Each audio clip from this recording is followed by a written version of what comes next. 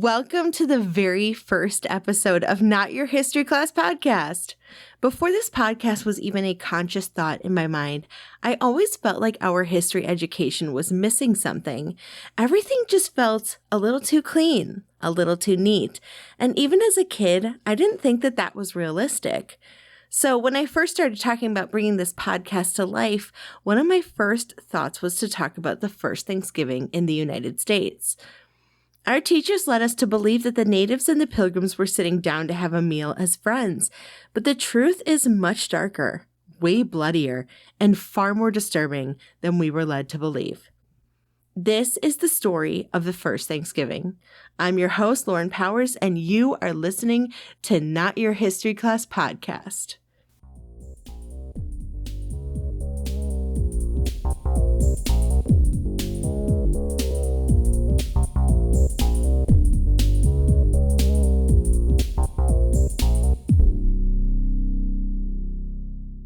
Our standard education has barely touched upon the depth, violence, and tragedy of human history.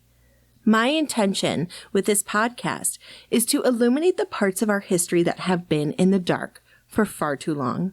I want to take a comprehensive dive into our world and to give a different and new perspective on our past. After all, education is our strongest weapon against tyranny.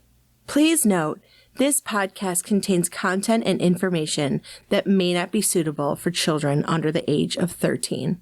Please be advised.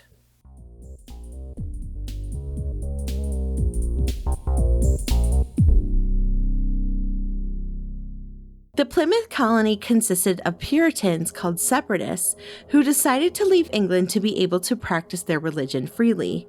The Pilgrims had also signed a contract with the Virginia Company, which was a trading company that King James I had chartered.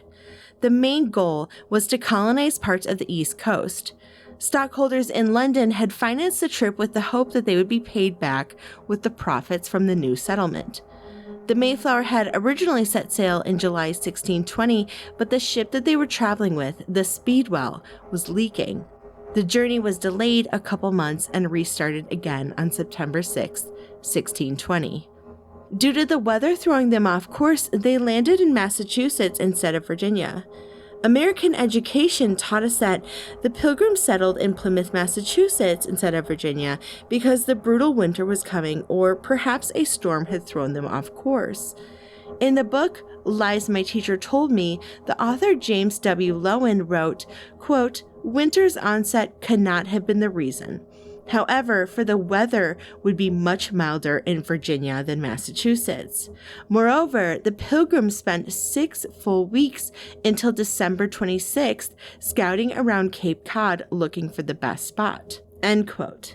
There is a theory that the Dutch could have bribed the captain to sail north, but there are other theories that ending up in Cape Cod was done on purpose. Lowen went on to write that, quote, "Historian George Willison has argued that the Pilgrim leaders, wanting to be far from Anglican control, never planned to settle in Virginia.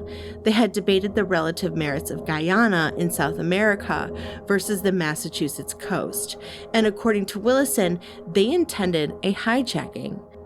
Certainly, the Pilgrims already knew quite a bit about what Massachusetts could offer them, from the fine fishing along Cape Cod to that wonderful plague which offered opportunity for English settlement."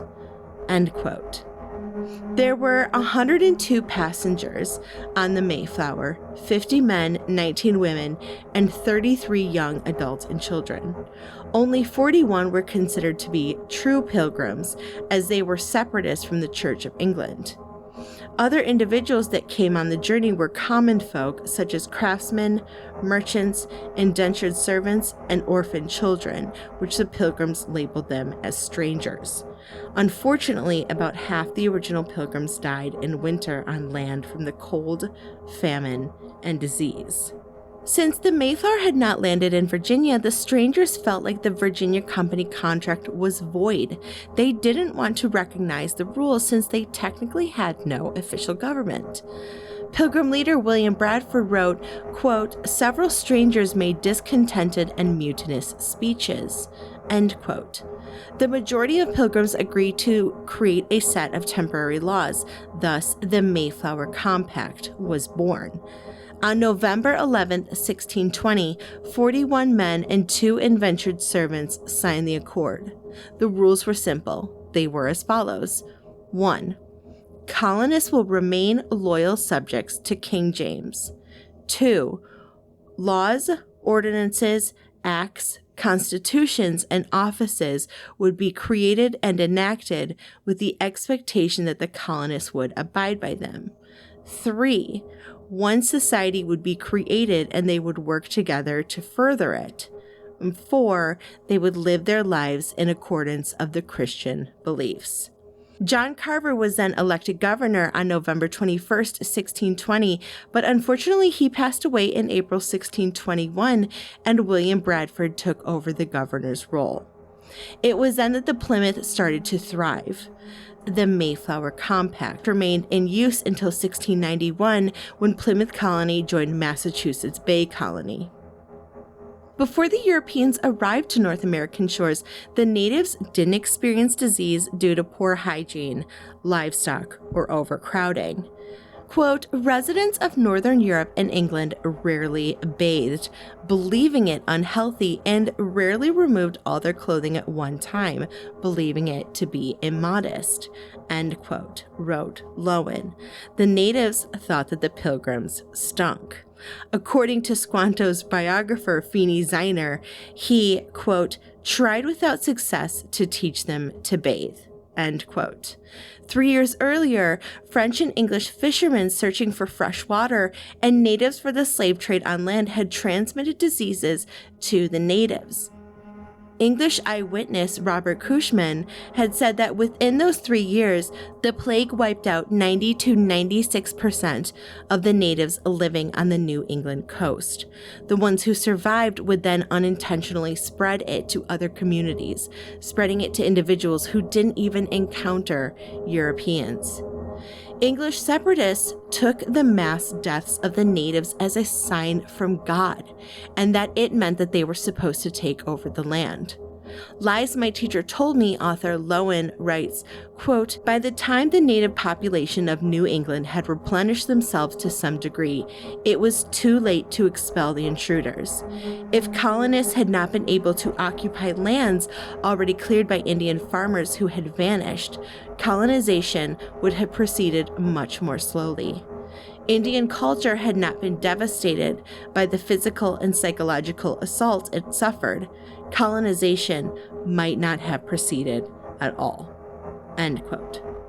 Wamsuda, also known as Frank James, a Wampanoag activist and organizer of the National Day of Mourning, said, quote, the Pilgrims had hardly explored the shores of Cape Cod for 4 days before they robbed the graves of my ancestors and stolen their corn and beans. End quote. There have been arguments that the first Thanksgiving took place in Florida in 1565, 60 years before the Plymouth colony was established. A Spanish fleet had landed in St. Augustine. To celebrate their arrival, they shared a meal with the Timucuan people. Although not officially recognized as a national holiday until 1863, it had been used to nationally celebrate victories such as the United States' victory over the British in the Battle of Saratoga, and at the end of the Revolutionary War, as well as the ratification of the Constitution. Both the Confederacy and Union during the Civil War celebrated Thanksgiving after major victories. Thomas Jefferson famously refused to celebrate. He believed in the separation between church and state and believed that by agreeing with these celebrations as president, he would be promoting state-sponsored religious worship. In 1621, the Pilgrims had their first successful harvest. To celebrate, they shot their guns in the air, which had an unintended consequence when the Wampanoag thought they needed to prepare for battle, and about 50 Wampanoag made an appearance at their gate. After realizing there was no battle intentions from the Pilgrims, the Wampanoag joined the feast. They ate deer, corn, shellfish, and roasted meat, and shot other fowl, likely geese and ducks, because turkeys were actually much more difficult to hunt. The natives and Pilgrims all socialized within the next week. The men drank, ran races, and fired guns. The two groups struggled to understand each other through broken English and Wampanoag. This event created a sort of treaty that lasted over 50 years until King Philip's War in 1675 to 1676. King Philip's War was a very bloody conflict in colonial American history. Was also known as the First Indian War, the Great Narragansett War, or Metacom's Rebellion.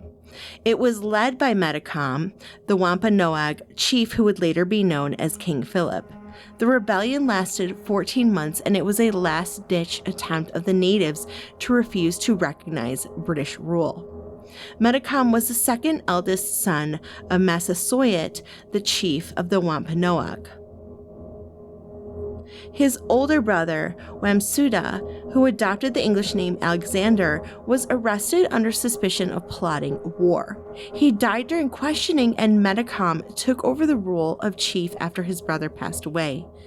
Native Christian John Sassaman warned Plymouth Colony that the Wampanoag was planning to attack.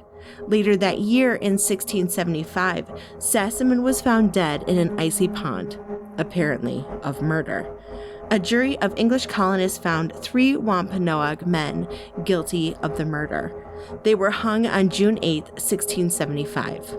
This incited the natives and thus set the groundwork for King Philip's War. One of the more notable natives on the Europeans' journey to settle in the New World is named Tisquantum, but was given the name Squanto by his friend William Bradford, the second governor of Plymouth Colony. Squanto's name, Tisquantum, was a name he gave himself after he gained maturity. Scholars don't know the meaning behind his name, but agree it has to do something with the great god spirit Manitou, which is referenced in the Algonquin language spoken by the Pawtuxet and other tribes. Squanto was an interpreter and guide for the Pilgrim settlers. He spoke English fairly well because he had been enslaved and taken over to Britain, and there were several different theories about what happened, but the main points are that around 1610, he and several other members of his tribe were taken to Britain by an English captain and slave trader. Squanto worked hard and either won his freedom and escaped, and was able to return to North America about 10 years later, working as an interpreter on a trade mission to modern-day Cape Cod. When he arrived, he found his village, the Pawtuxet tribe of the Wampanoags, decimated by what was likely smallpox. He found only piles of bones and came to the horrifying realization that he was the sole survivor of his tribe. The illness had spread so quickly that the tribe didn't have enough time to bury their dead. The Pilgrims then set up the Plymouth plantation on the site of Squanto's old village. Quote, Squanto's travels acquainted him with more of the world than any pilgrim encountered. He had crossed the Atlantic perhaps 6 times, twice as an English captive, and had lived in Maine, Newfoundland, Spain, and England, as well as Massachusetts. All of this brings us to Thanksgiving, end quote, said Lowen. The Wampanoag leader, Massasoit, thought that the Pilgrims could be their allies against the Narragansett and used Squanto as a translator, although he did not trust him and held him as a prisoner. The Pilgrims and the Wampanoag made a treaty that the Pilgrims and the tribe would look out for each other. Squanto, recognizing his power with the English colonists, tried to undermine Massasoit's authority. Massasoit wanting him to be executed, but William Bradford refused.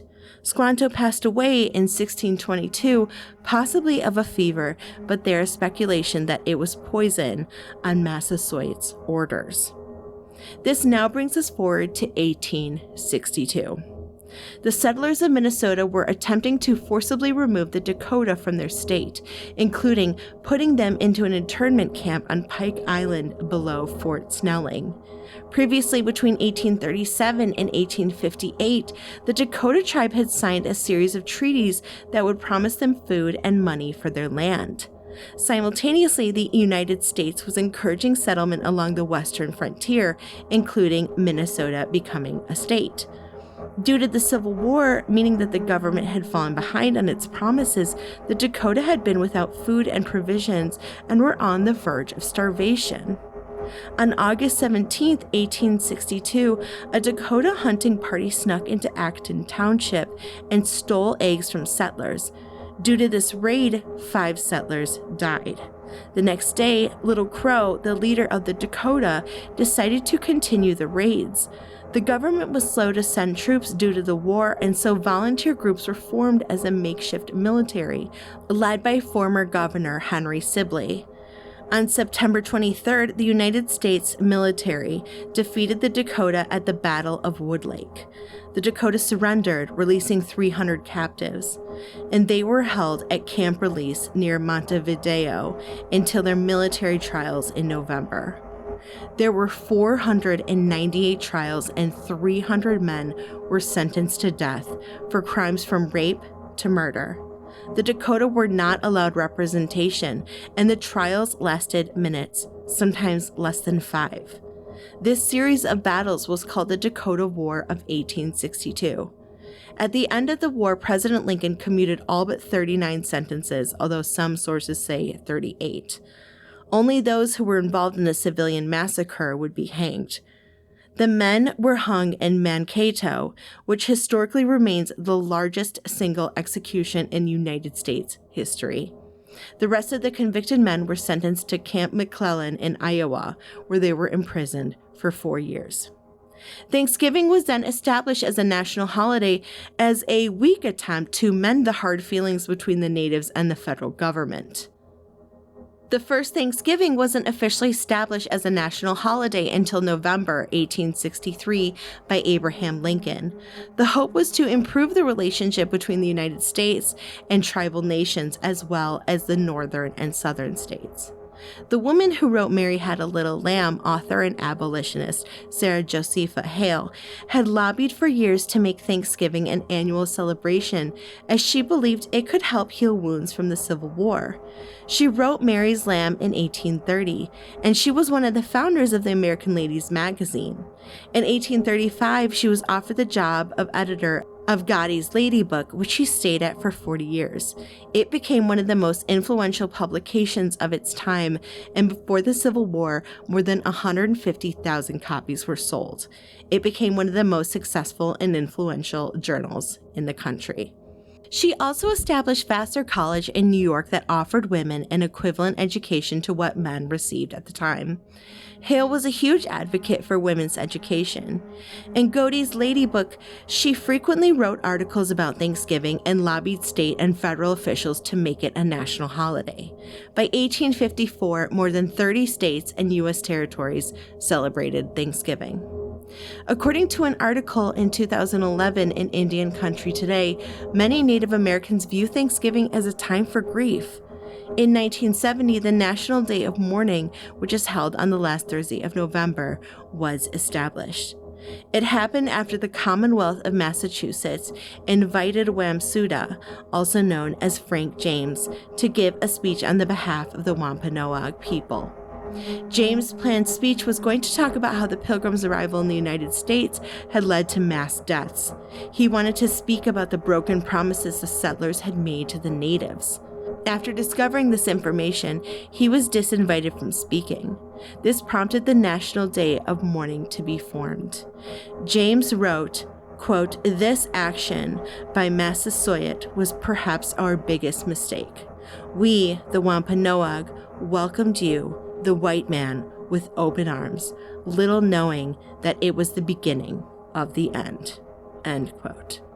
Many natives celebrate the National Day of Mourning by traveling to visit the statue of Massasoit in Plymouth, Massachusetts.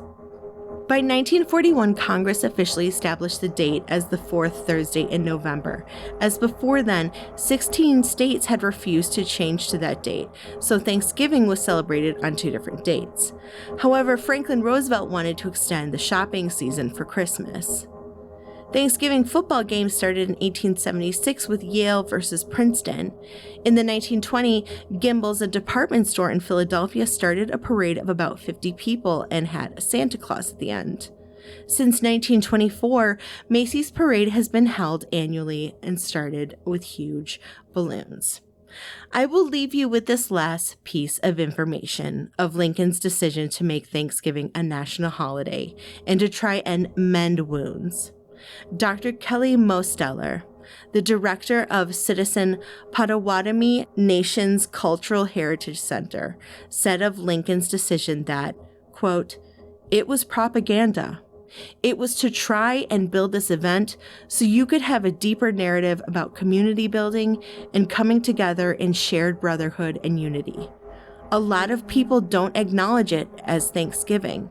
They say, I'm going to get together with family and it's going to be about sharing the meal, but we aren't going to acknowledge the Mayflower and Pilgrims because it's holding up this false moment of friendship and completely disregards the genocide and the mass land theft and brutality that all Native peoples experience." End quote.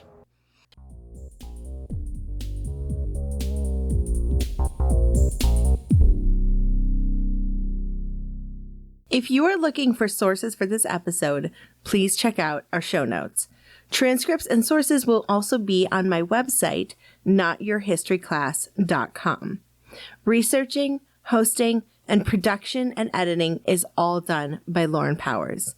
Theme song and episode music is done by Mike Meyers. You can find him at the Mike Show 42 on X.